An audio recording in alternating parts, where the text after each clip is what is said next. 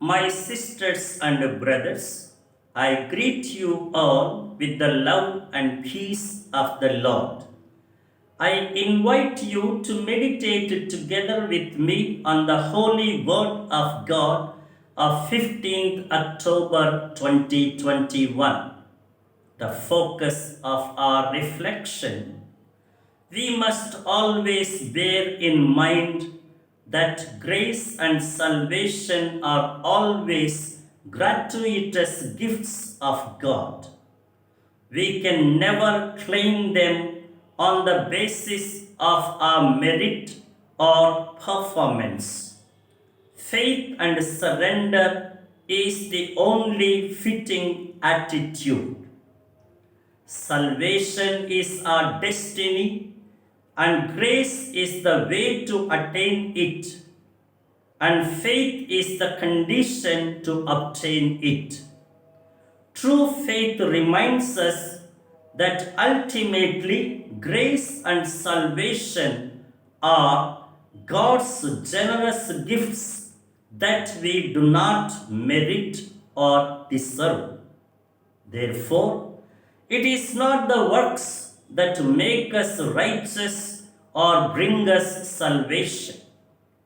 Abraham was counted righteous before God not so much for his works but for his faith.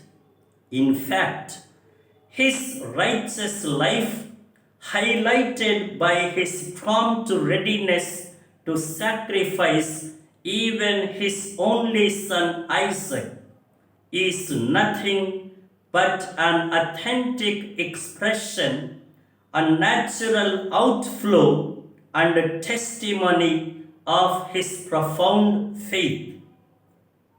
The Pharisees and scribes lost sight of this gratuitous nature of grace and salvation. They were so self righteous as to think presumptuously that they merit and acquire grace and salvation due to their observance of the law and good works.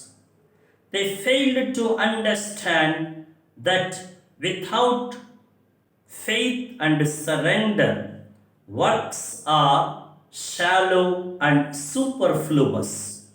It is like flesh without life. This led them easily into legalism and hypocrisy.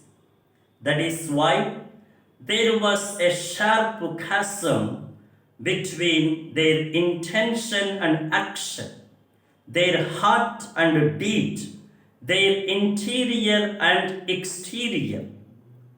This dichotomy is so contagious like leaven.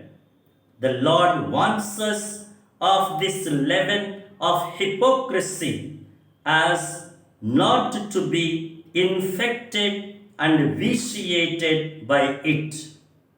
He indicates to us that hypocrisy may work for some time before men, but not before God.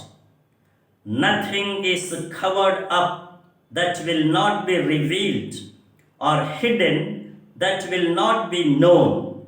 Therefore, it is better to live accountable toward God rather than admirable before the world.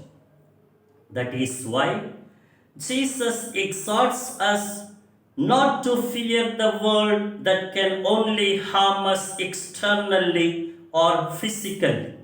Rather, fear God who has total control over our lives and even our destiny of eternity.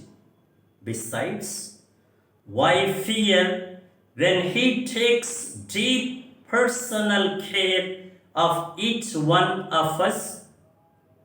He who cares even little sparrows, He for whom even the hairs of our head are all numbered, will He not care us? Saint Teresa of Avila whom we commemorate today, iconizes this divine courage. Amidst tempestuous trials, she stood firm to reform her Carmelite order. This strength she derived from her intimate mystical experiences of the Lord. And now, the direction and the directive for our life: following the Lord is a strenuous task that will beset us with numerous trials and fearful experiences. But nothing to fear, because the Lord has total control over everything. He will steer the course of action, and especially the end is with Him.